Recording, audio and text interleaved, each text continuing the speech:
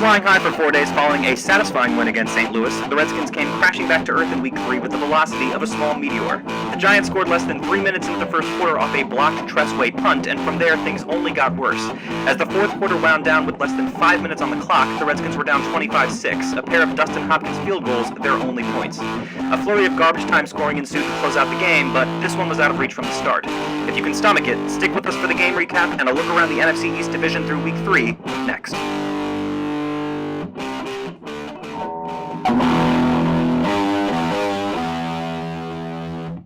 It's the hard style.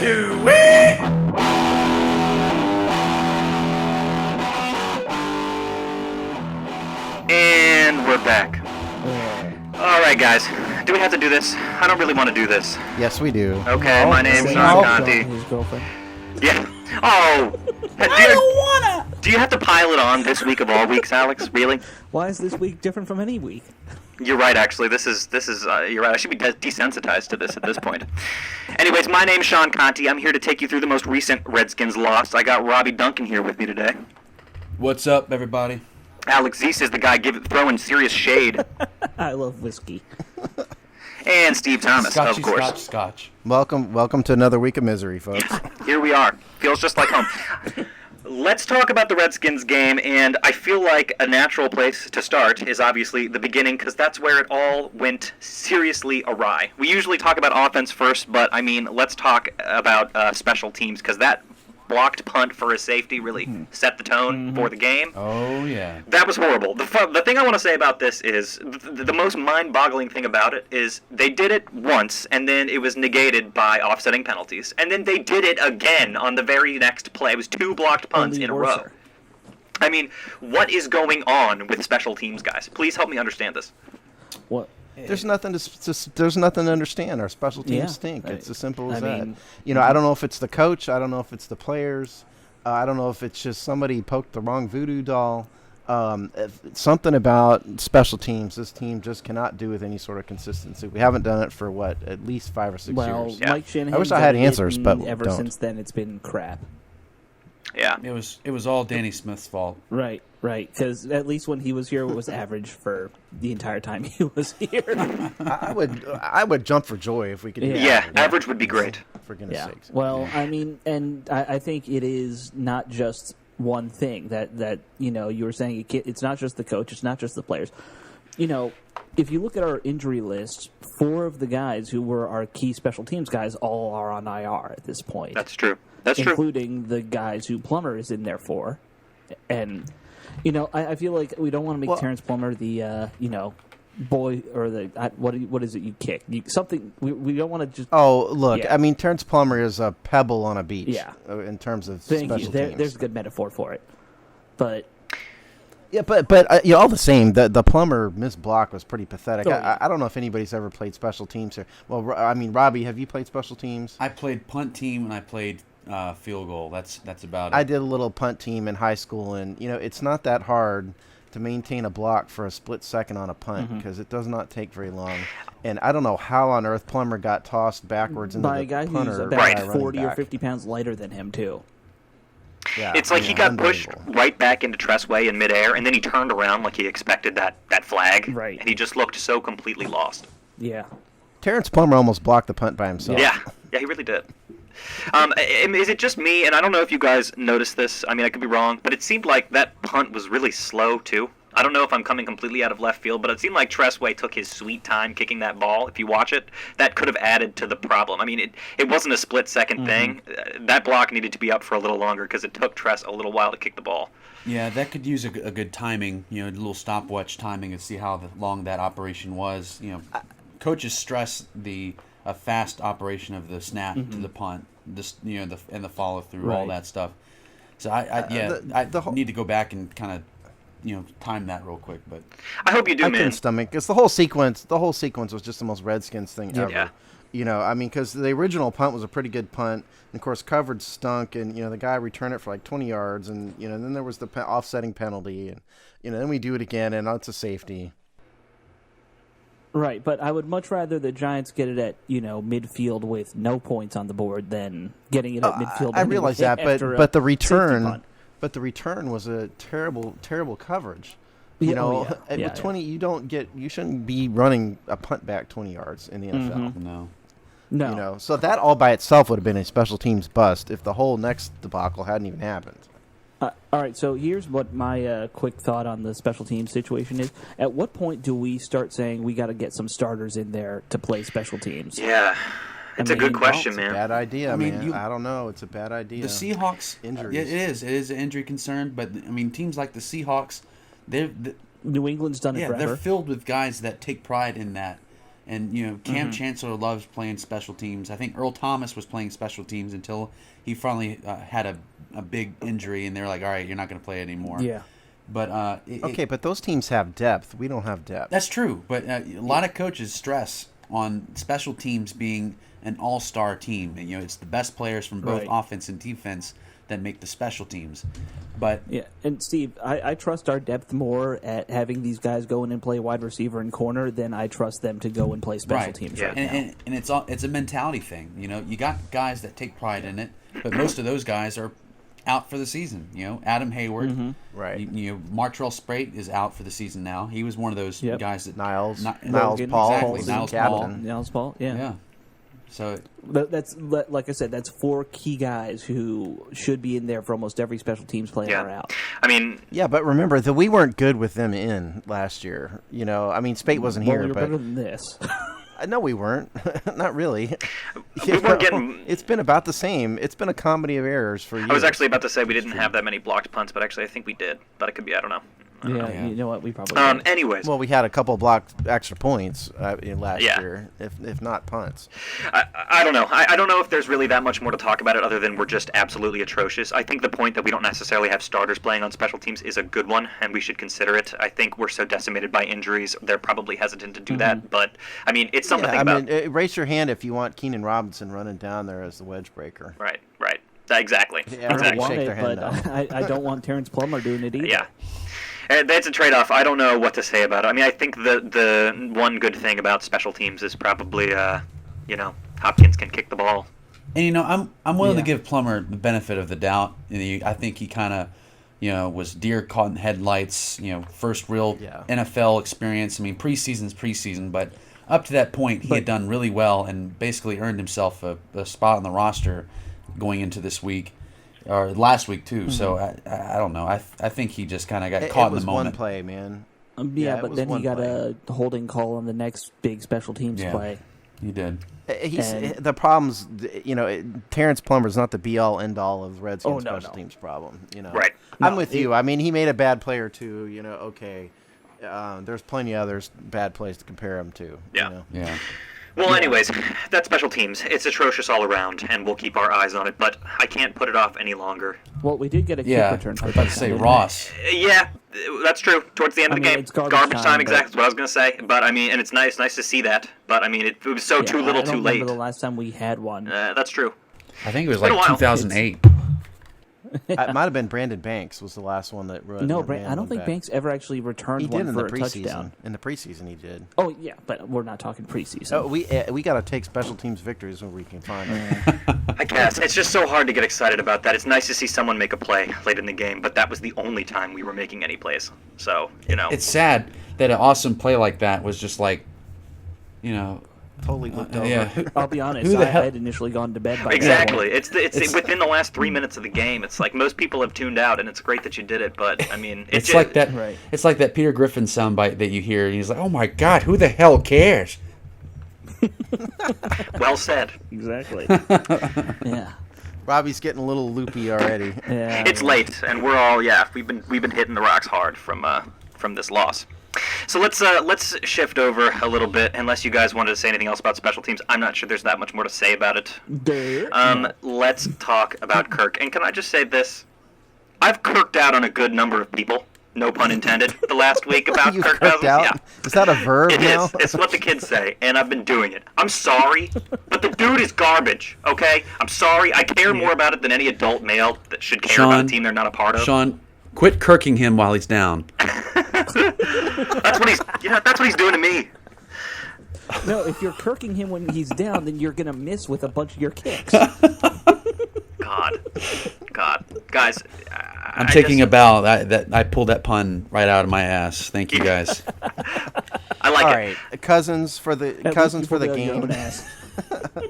Cousins for the game was 30 of 49, 316 yards. That sounds really good, right? But 2 touchdowns. Whoops. 2 interceptions. 2 more interceptions. There it is. Quarterback rating is 69.8, which is pretty lousy. He got. What I wanted to bring up was garbage time. Okay, Yep. Some people are going to look at don't follow Redskins maybe that well, or just maybe Kirk Cousins fans. They're going to look at that first stat line, ignore the interceptions, ignore the quarterback rating, and go, well, heck, the guy threw for 316 yards. So let's talk about trends, shall we? Sure. Into the first quarter, he was 2 for 4 for 9 yards and interception. In the first half total, 8 of 15 for 98 yards. Mm-hmm. Through 3 quarters, he was 11 of 19 for 132 yards and 2 interceptions. Folks, that is a downright terrible 3 quarters of performance. Yeah. Now, the fourth quarter, all of a sudden he lit it up. He was 19 for 30 in the fourth quarter for 184 yards and a touchdown. But let's think about when all the yards came, okay? Yeah. The first drive in the fourth quarter was the Matt Jones fumble drive. It was a 76-yard play. Or a 76-yard drive. Well, you know what? The Giants were up 25-6 at that point in time. Yep. So way, Robbie can talk where I threw my remote at my TV. Yep. Mm-hmm. Yeah, well, and Robbie can talk about this more. But when you go into the fourth quarter like that, defenses stop being aggressive. You're going to move your safeties back. Mm-hmm. They're not going to blitz. What they're trying to do at that point is try to stop the big play, and so they're going to let you dink and dunk down the field because that drive, the Matt Jones fumble drive, was a 4-minute drive. Yeah, they'll take that. A team will take that all day long, and that's what he did on that play. And then the next drive, we had a 74-yard drive. In our very next drive, all those, that's called garbage time. Mm-hmm. Yep. Because all the defenses are trying to do is prevent you from scoring immediately. They will let you dink and dunk your way down the field, and that's what Kirk did. Right. So all those yards that he piled up in the fourth quarter are kind of meaningless yards. I agree. Stat padding. They call it garbage time then, but it was really garbage time before that fourth quarter anyway for us. It was just... Yeah. It was terrible. Garbage game. I mean, it was a garbage game. He looks like when Kurt is off, he is worse than any quarterback we've ever had. That's the thing that drives me nuts about him the most. Yeah. I'll put John Beck in there, but rather than bad Kirk Cousins. Mm-hmm. Well, here's a bad Kirk stat. That's rough, man. Kirk Cousins has the worst interception rate in the NFL since 2012. Of all starting quarterbacks, he is last. Just to give everybody, Go ahead. I don't remember who posted it, but I think Rick Snyder might have mentioned during the game that Kirk Cousins is tied Robert Griffin for the number of interceptions in his career in 600 less passes. Yep, exactly. Yeah. And double, yeah. I'll give you some more Kirk stats. Yeah. I'm not going to read all these. I don't want to bore everybody to death. But go for it. Suffice to say that for everything but completion percentage, Kirk's in about the bottom 10 in every relevant stat. Not yardage, because as we're recording this, the stats for the Sunday games have not all been posted yet, so that's not really fair. But in terms of TD rate, interception rate, yards per attempt, quarterback rating, I hate the QBR stat, but QBR, all of those, he's in the bottom 10 or maybe the bottom 5 for every single relevant stat. So that gives you an idea of Kirk's performance. He just has not been a good quarterback this year, and and this is sadly about the same as he's been. Yeah, I mean, if you think about it, without the garbage time yardage and scores, this was another 200-yard, 2-interception performance from Kirk Cousins. Like almost all of them are. I know he just called the dude garbage. He's got some good things about him, but I mean, can we talk a little bit more specifically about those interceptions? The first one came, it was 7 minutes into the first quarter. Prince Amukamara, who always picks Kirk Cousins off. He did it a couple times last year. He knew the play. He watched Cousins' eyes. Made a break on the ball. It was intended for Garcon, but it was a well-covered pass. I mean, it was just a bad decision to pass it.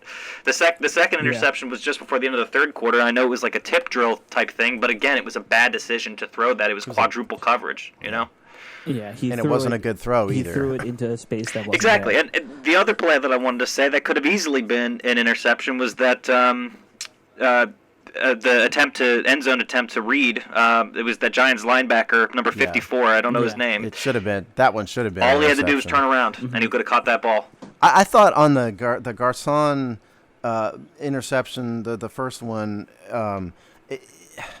it's just first of all, he stared down the receiver right from the snap and never looked anywhere else but Garcon, and he just completely missed the safety lurking right behind in perfect position. Yeah. I just don't know how any quarterback. If Robert Griffin had done that, he'd have been justifiably crucified for something like that. Also, Amukamara was basically a safety on that play. The way he was playing that route, he was basically just backpedaling and staring down Kirk's eyes like a safety was or would. I haven't rewatched everything, but it was a two-man route, right? Like, it was max protects, two receivers went out, and that was it. Could have been. I don't know if you should do that with Kirk. I mean, he already stares down guys. He doesn't look off his defenders. It's either going to be A or B. That gives the defense an advantage to know when they can pick him off. Well, I think NFL defenses are smart, and I think these corners and safeties know his tendency to stare down, receivers. They know his tendency to make bad passes, and I think Amukamara was probably ready for it, looking for it. Yeah, it doesn't help that our play calling isn't all that inventive either. So it's not like we're disguising a lot of any plays really, or any formations. Yeah. Well, one thing that you were talking about, the one stat that Kirk does well on is his completion percentage, Steve, right? Yeah.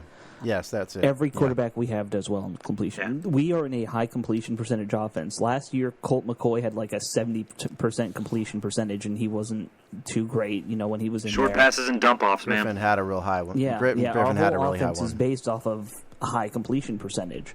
So I think that stat might be a little misleading even in this case. Oh, there's no doubt. It's a great point. For sure. Well, let's talk about game plan real quick.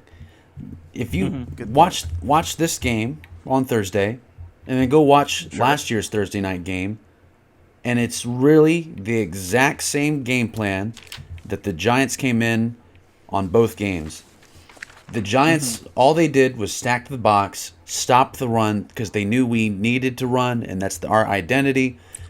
But really all it was say, Kirk, we know you're not going to beat us with your arm. We're going to live with what you do with that. And we know you're going to make mistakes. So that's all they did. They took away Alfred Morris from us. They took away Matt Jones. Matt Jones almost did have that touchdown that he fumbled on. I mean, It was a brilliant play. I mean, if you go back and look at it, they had everybody lined up in that box.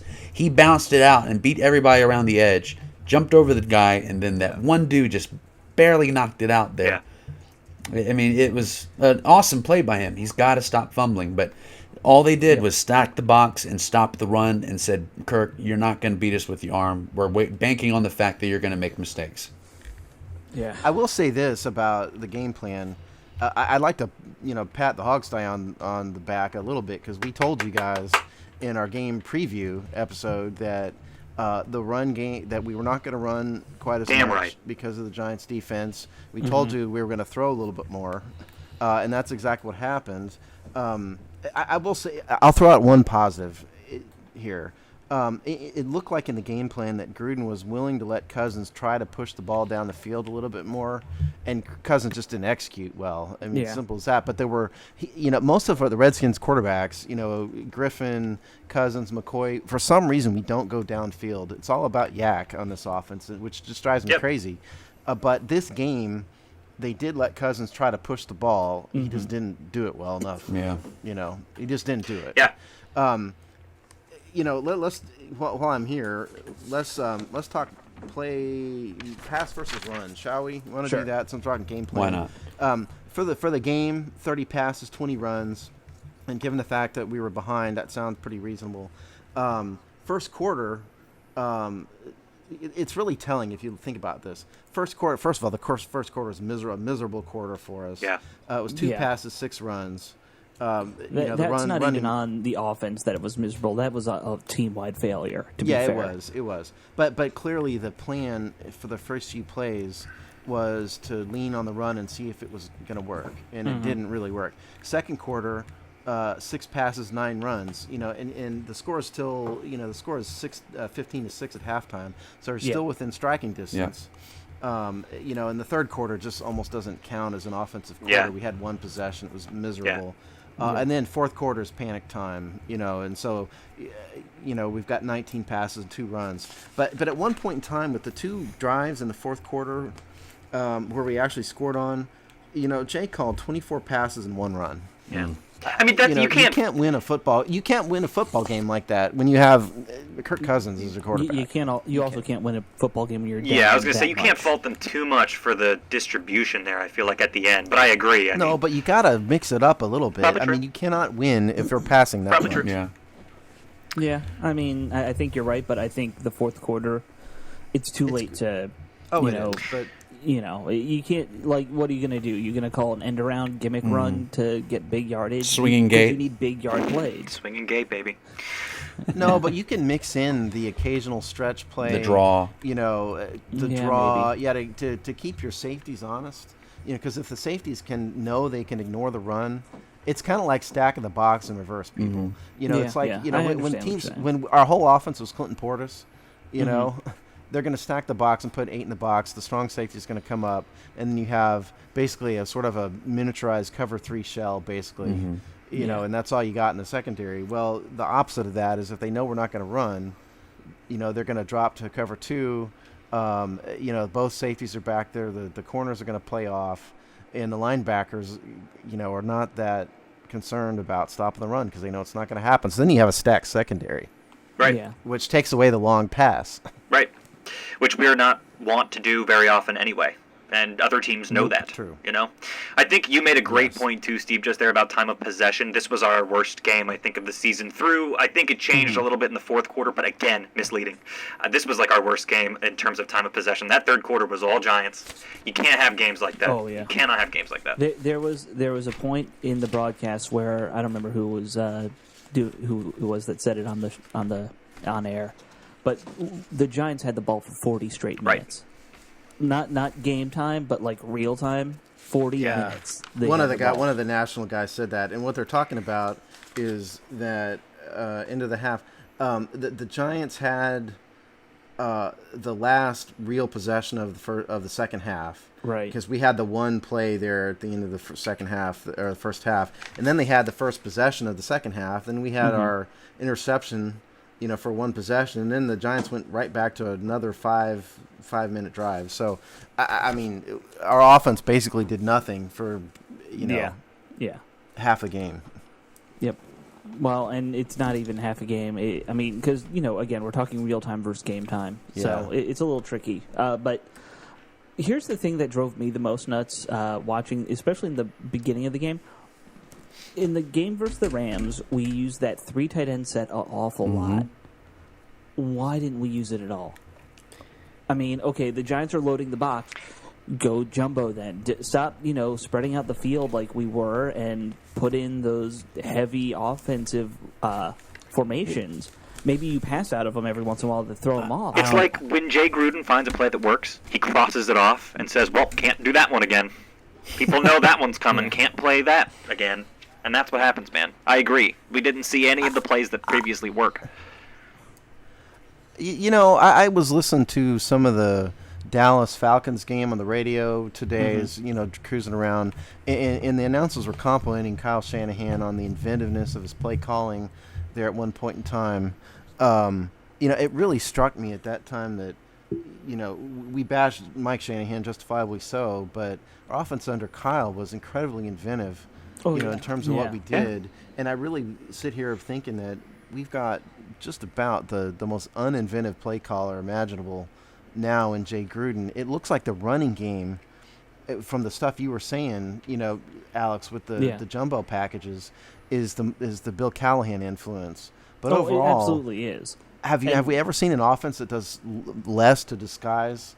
Well, and if you remember when Bill Redskins? Callahan was a head coach in the NFL, it wasn't inventive. It was all power run, and then he had Rich Gannon there for a little while, and Rich Gannon would just throw when he needed to.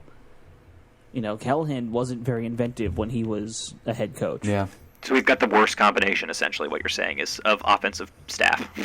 Well, see, I think everything just kind of went. That, no. Everything kind of just went out of control really fast. You know, you had the block punt. They got ahead, and it's just like shit. We're playing from behind already. We've already dug ourselves a hole, and I don't know. Then they got a touchdown right exactly. after that. It just got out of hand out really quick. I think everybody could just kind of was like, oh shit, now what? We're already way behind, and the game just barely started. So, Well, and Gruden, to his credit, didn't panic until the fourth quarter in terms of play selection. No. That was only that was when he went nuts, was in the fourth quarter, and when you're down that much, you got to do something to understand that. I think you're exactly right, Robbie, because at the beginning of the game, our first 4 drives in the first quarter, 3 and out, and that was the punt block for the safety, and then we had the next drive 2 plays, Kirk's interception. Then we had, 3 and out, 3 runs, punt. If you're playing Madden, this is when you hit concede the game. Yep, Rage exactly. quit. Yeah. I was going to ask too. By the way, Steve, do you have any stats on penalties of this game? Yes. I know Jordan Reed had a couple pass interference penalties, including on that first drive, which I believe was part of the reason we had to punt, and then he had the other one, I think, in the end zone or something. I forget. Yeah, I had to go through the play log and count them. So negated forgive me our if I'm not biggest exact. play of the Yeah, they did. The Reed penalty. I had to go through the game log play by play and count them up. So forgive me if I missed one. But what I counted was 5 penalties. Redskins and the Giants actually had 8. Okay. That's what I counted, which is, and if I'm off by one somewhere, if I miss one somewhere, is much better than the 11. And what we have last week, 7. So it's getting a little bit better in that regard. Penalties are overrated. Yeah. I honestly, I've started to think that more and more. There are big penalties that happen. Pass interference and stuff. Those matter, but a lot of these little penalties that just get added into the mix. It's not the penalty number; it's the yardage that kills me. Yeah, I think you're right about that. Yeah, because if you look at the year-long totals, I think both New England and Seattle are in the top 5 most penalized teams last year. Yeah. Really? So, I don't know. I'm sure you're right, but that surprises me. Wow. Yeah, there are a lot of very good teams that get a lot of penalties. Yeah, but they have talent. We just don't have the talent I understand to that. survive mistakes like that. In order for this team to do well, they've got to play mistake-free football. There are some teams that can survive a holding call. We can't. Pass interference call. Those kill drive. When those kill drives, we don't have another drive in us. Oh, I agree. Those other teams do. I have one last gripe about our offense. It didn't show up as much against the Rams, but it showed again in this game like it did against Miami, and it's our tight ends blocking. Derek Carrier, that he had one play especially where it was like a 1-yard play, and he just got completely beat inside. His guy, just shot the gap and completely beat him and got him. I can't remember who ran the ball in that play, but stopped our running back right there at the line of scrimmage. Yeah. It was a wide open play, really, if he had actually blocked his guy, and it's really hurting us right now. I'm amazed that it worked so well against the Rams D line last week, but it's not helping us at all right now. Well, Robbie, they didn't really bring in a. I'm sorry, Alex. They didn't really bring in a blocking tight end. No. They brought in Carrier as a receiving tight end. Right. They didn't go bring in a guy who's 6'6", 260. They did. That's Logan Paulson. That McCoy guy, they didn't replace Logan Paulson. That McCoy guy is supposed to be a blocker. Apparently, I haven't seen him on the field at all. Yeah, what happened to that? Yeah, maybe he's still learning the playbook or something. But if he's not, it's been 3 weeks. I know if he's a good blocker, he needs to be out there for these jumbo sets that we ran. That I agree, and I was going to make almost the same point Steve made. All our tight ends are actually just fat wide receivers. Yeah, you're so right about that. Yeah. You're so right about that.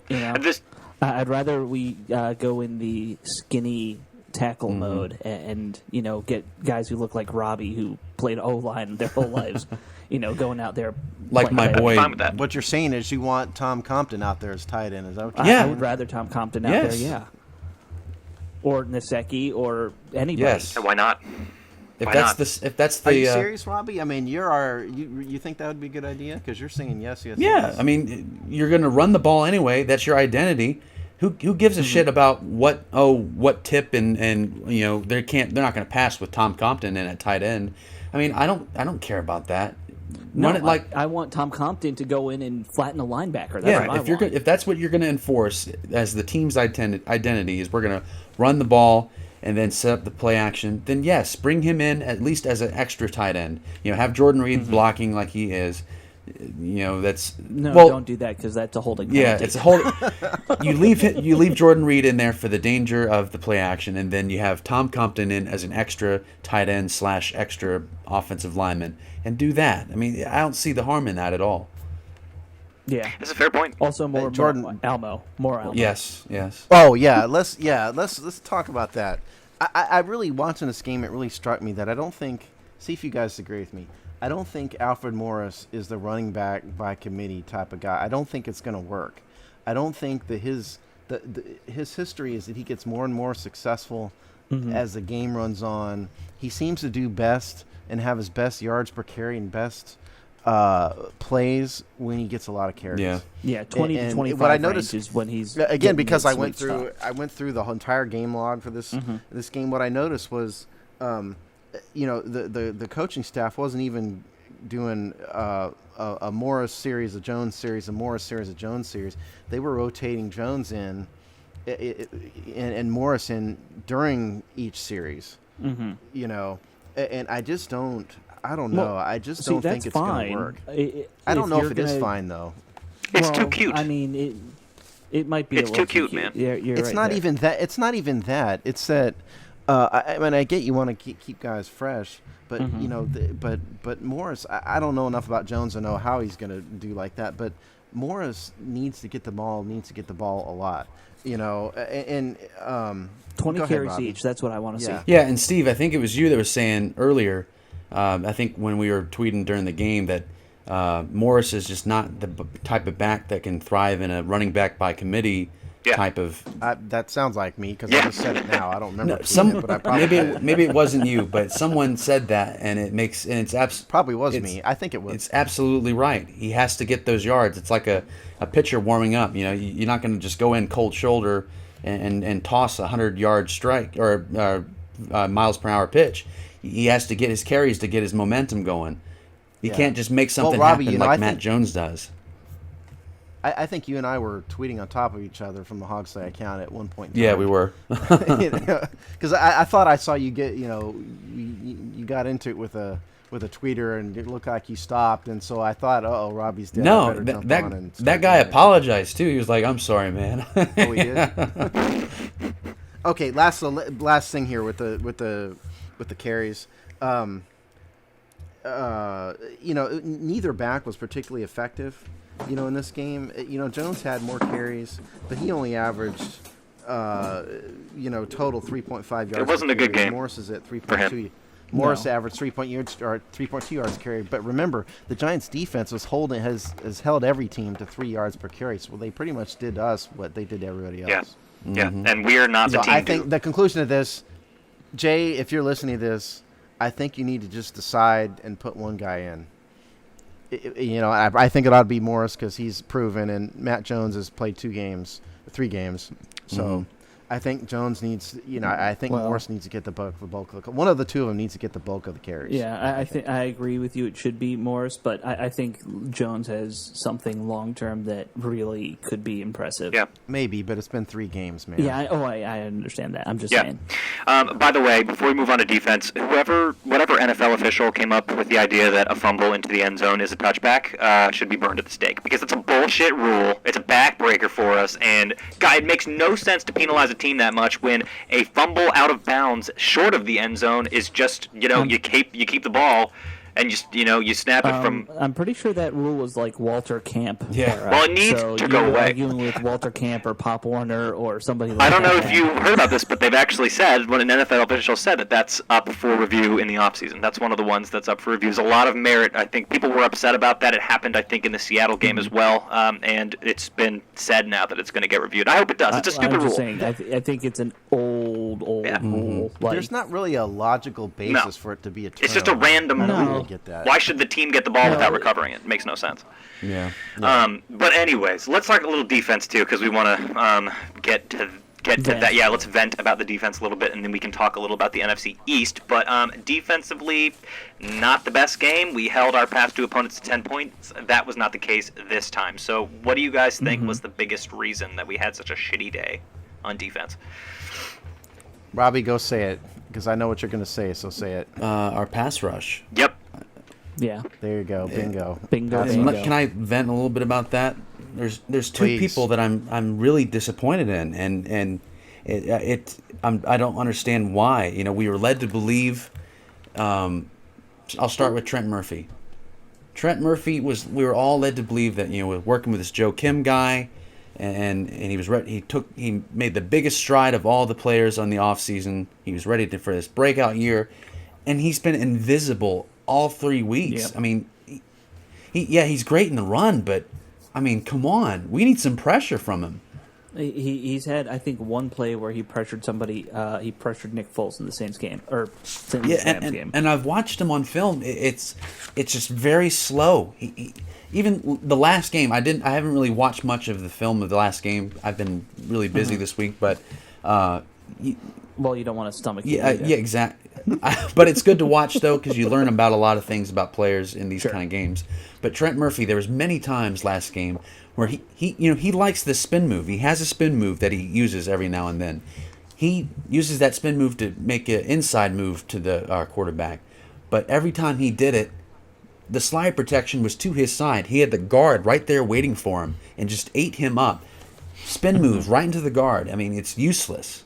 It serves no purpose. You're taking yourself out of the play. Not only that, but you're also giving the quarterback a wide open lane to run out of. You're losing contain. So he really needs to step up and make some plays, because he's not doing anything for us right now. And I still don't understand why Preston Smith isn't getting time for that reason. Yeah. That's a good point too. The last person last person is Ryan Kerrigan. I mean, he showed up. He showed up a little bit here and there. I mean, he was bull rushing the right tackle that was blocking him. But I mean, Kerrigan, you just got this huge contract, man, and you gotta. I understand. We made the point that he's probably not going to be the 13.5 sack kind of guy each year. More like 8 or 9 a year. But I mean. Yeah. We're still waiting. But he's been. We're still waiting for that number one. I mean, he has that half sack that he shares with Chris Baker. But I mean, come on, Kerrigan. He's just getting pushed way to the outside every time. We need you to step up and be that best player on our defense that everyone says you are. Which, by the way, I think belongs to Keenan Robinson. Oh, but come on! Of course it does. Definitely, he was the tackle leader for this game, and I think he is through the season as well. Yeah. Tackles. Keenan Robinson, 13 total tackles, 10 solo. That's a lot of tackles for one game too. 13's an impressive number. It is. Will Compton, they're your boy. Will Compton, Robbie, 11 tackles, 8 solo.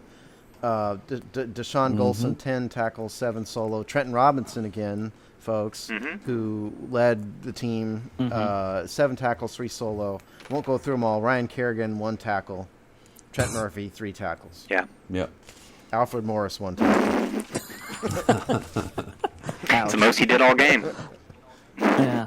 Well, you know what drove me nuts about this game? I felt like I was watching Jim Haslett call the defense all game long. Did you guys get that vibe that all of a sudden we were going to this defensive I'm talking about the coverages. Our secondary was just backing way the hell off them all game long, and they just killed us with the dink and dunk. Yep. Why are you playing 10 yards back when you know almost every pass is going to be a 5-yard pass? Yeah, and that is literally, I think, a very close continuation of what Haslett did too.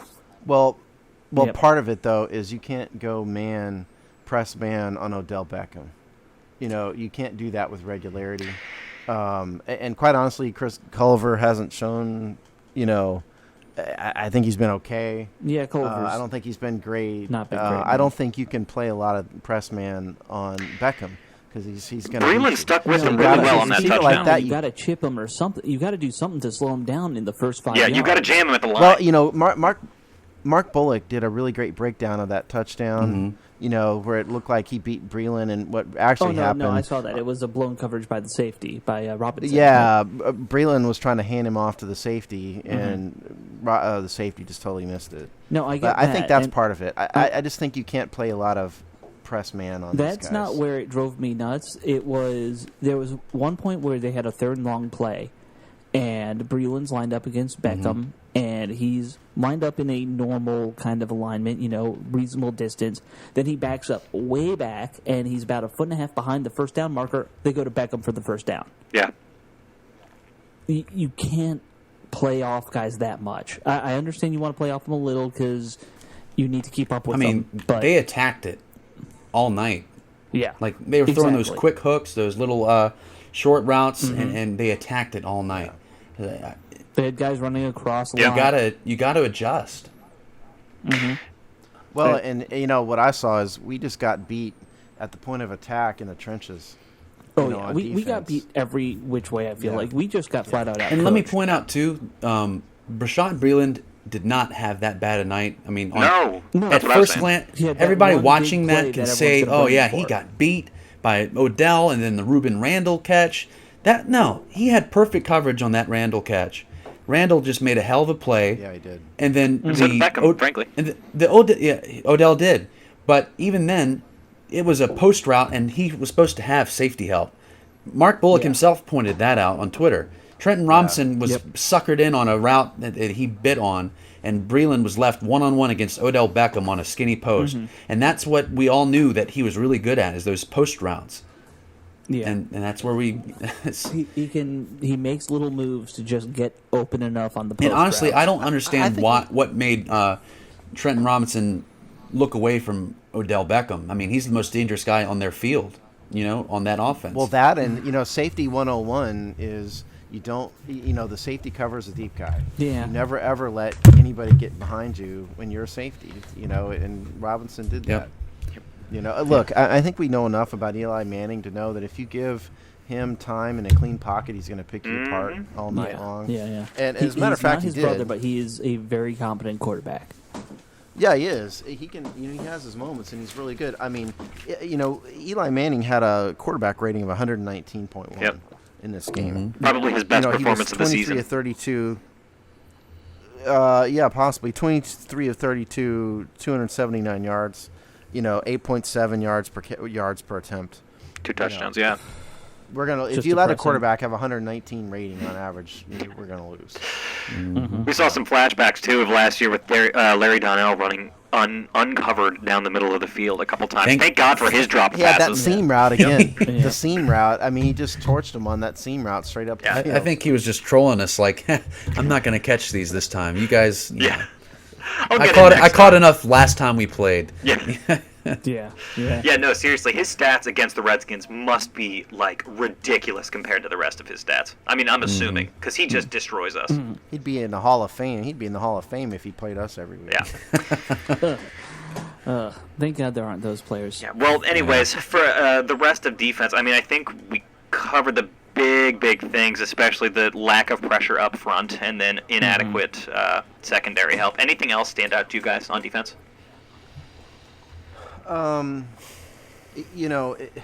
What stood out to me is looking at the drive chart here I have in front of me. There weren't really too many drives where we let the Giants just drive down the field and grind out gigantic, 80-yard touchdown drives. They had the one until the third quarter. And the third quarter was when, the game was basically over. They had a 15-play, 7-minute drive that resulted in a field goal. That was the first time that they really took advantage of us and just really beat us. Right up until then, they got points on a safety. They had the short field on the interception. They didn't completely maul us. But at the same time, their offense is clearly in charge the entire night. Yeah. Mm-hmm. Yeah. Well, we did stop their running game somewhat, not entirely, but somewhat. So That's something. Yeah, but when you have a quarterback throwing 119 rating, you don't need a. No, I know. Don't take this from I'm us, just Steve. saying. We found a positive, man. And I just have one real final thought about the whole game in general. Yeah. This was our chance really to really jump ahead in the division that's really broken right now. You got the Eagles that were playing terribly. They just happened today to get a win over the Jets, who kicked the shit out of the Colts. So I don't know what the hell they are right now. And the Giants, they were a losing team that found ways to lose games that they had wrapped up. And we had a chance to, really nail the coffin. And then you have the Cowboys. They don't have Des Bryant. He's out for a long time. You got Tony Romo out for a long time. It was really a chance for us to really, put ourselves out there. Did you see what Brandon Weeden did today? Yeah, he was flawless. NFC East, here. Yeah, a little NFC East breakdown, I guess, here. But, Brandon Weeden was 22 of 26 today for 200. Let's finish up on Redskins stuff, too, before we go look at the NFC East. I mean, I think you made great points about general game stuff, Robbie. I would say the same thing. I feel like what you're seeing is if you can take the run away from the Redskins, we are a one-dimensional team. We cannot depend on Kirk Cousins to make plays through the air. So if you have a team that we can run against like the Rams, we're going to have a great day. Otherwise, it's not going to work. And I got to apologize to the Redskins, too, because I predicted them to lose badly against the Rams. They won. I predicted that we would dominate against the Giants, and we lost. So now on, I'm just going to say we're going to lose a big-time game and lose by a lot of points.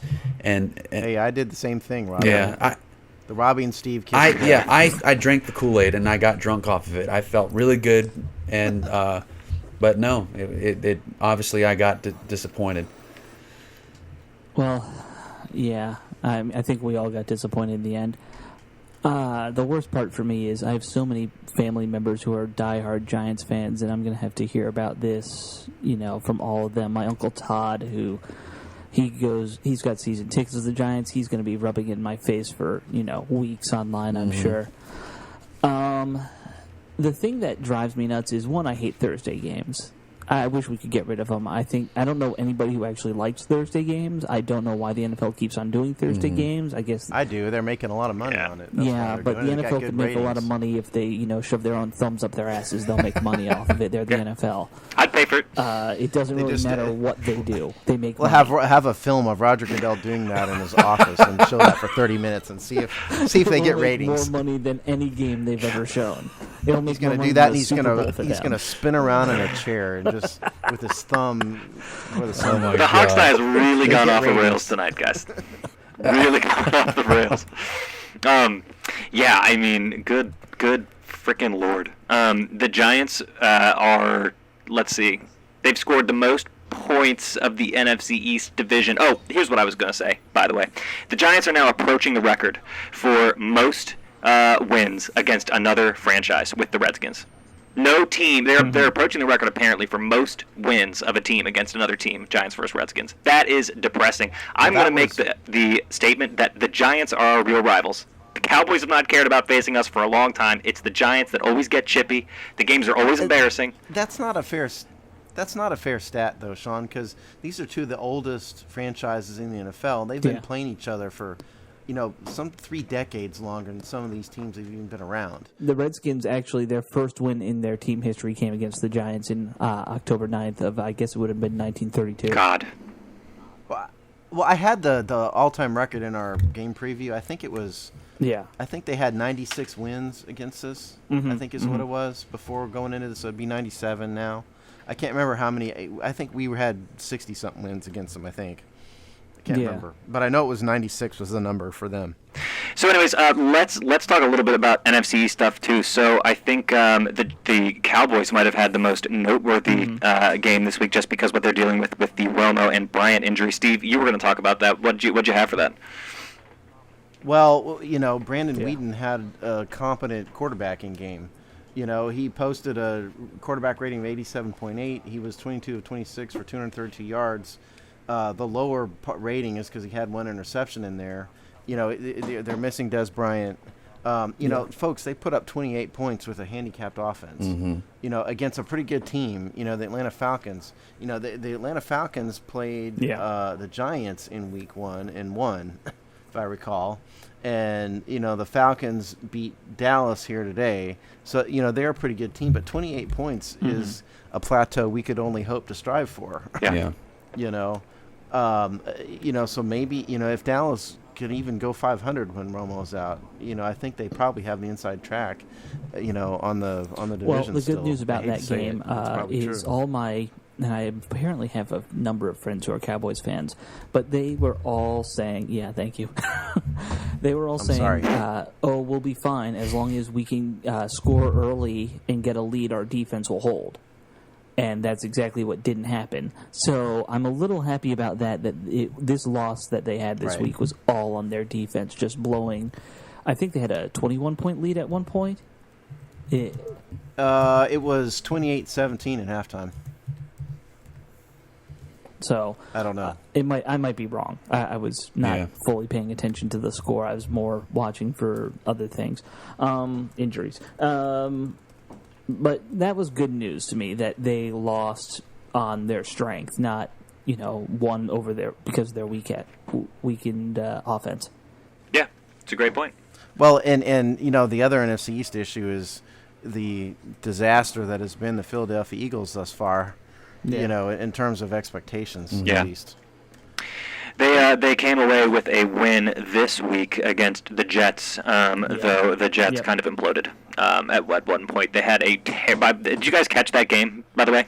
I caught the final quarter or so. After the Falcons-Cowboys game ended, they switched it over to the Jets-Eagles.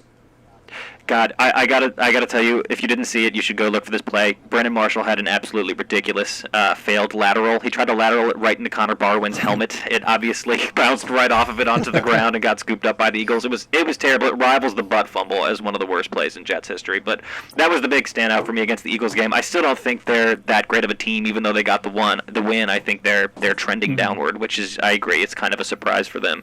But anyway, standings wise, you're looking at Cowboys on top, obviously. And then everybody else coming after them. Three-way tie for last. Yeah, I mean, you know, the positive.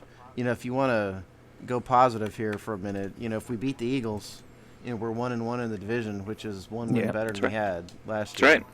You know, the bottom line is, you know, the team has got to start beating division opponents.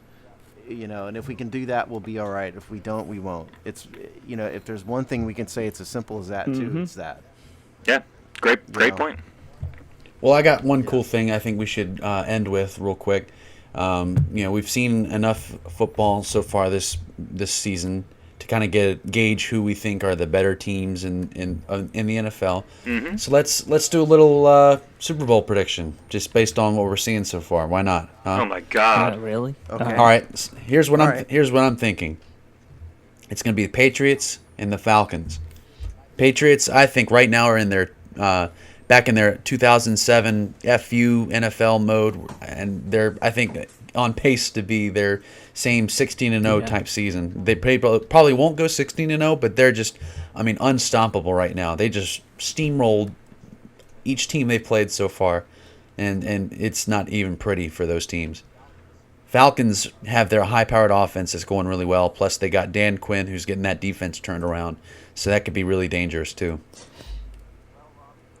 Sure. Well, Robbie, I hate to copy you, but I was literally thinking those same exact two teams. Mm-hmm. You know, I think you're dead on about the Patriots. I've grown to hate the Patriots because I'm just sick of the fan base and I'm sick of the holier-than-thou attitude and blah, blah, blah. But, I mean, objectively, they're just steamrolling everybody right now. Mm-hmm. They really are. And the Falcons have got this their offense is just complete. Mm-hmm. You know, the trick about the Falcons is Matt Ryan has to perform in the playoffs, which he hasn't done. Yeah, that's true. Yeah. That's true. I'm not as sold on the Falcons. I agree with you guys on the Patriots. I don't see there being anybody better in the AFC than New England. With the NFC, it's kind of a roll of the dice still at this point. No one's really stood out to me as the best team.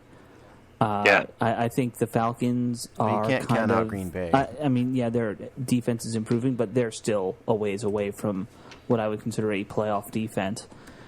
I guess I'd just by default say the Packers. I'm not Right, convinced in anybody, but Packers have always been good the last 10 years, so why not? Yeah, I mean it's uninspired, but it's accurate. That's a great guess.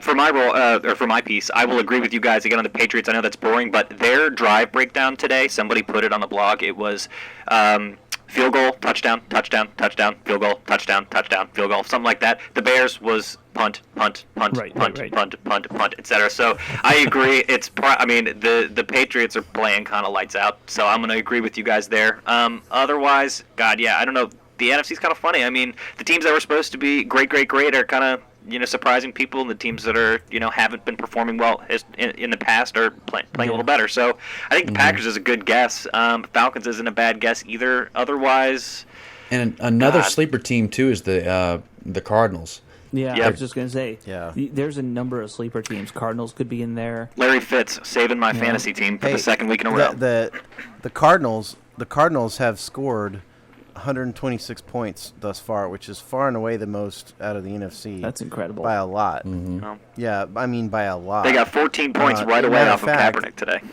Wow. Yeah. Yeah, well, as a matter of fact, they are the highest scoring team in the NFL right now. Not including tonight's game and tomorrow night's Monday night game. Right. Which is what, Broncos and Chiefs, right? No, Broncos are playing right now. Okay, then it's Green Bay and Detroit then tomorrow. Not including those games. The Arizona is the highest scoring team in the NFL. It's Packers Chiefs. Yeah. Oh, yeah. Packers Chiefs. But you got it. I got it all mixed up. But point is, Cardinals are steamrolling everybody. Yeah, 47 points today. Ridiculous. Yeah. There's a lot of teams that still could somehow eke it out in the NFC, though. It really. The Panthers are 3-0. Yeah, that's true. But I don't know if they'll sustain. That's the tricky thing. I'm sticking with Falcons. Patriots. Understandable. That's my. I hope so, because You know what? It'll be nice to see some fresh blood in the Super Bowl. I know it's early, but that would be nice. I'd support that. Well, anyways, awesome. So this was a good show. We talked a little NFC East. We went over that abysmal Redskins game. Let's keep our fingers crossed that the nice long break will yield a better result next week. So we can keep our fingers crossed. Otherwise, keep checking back with us online. We got some more written content coming out, and we will see you soon.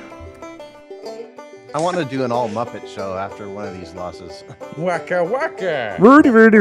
Hey-ho, Kermit the Frog here. We're here today to talk about the misery that is Washington Redskins fandom. It was actually really good.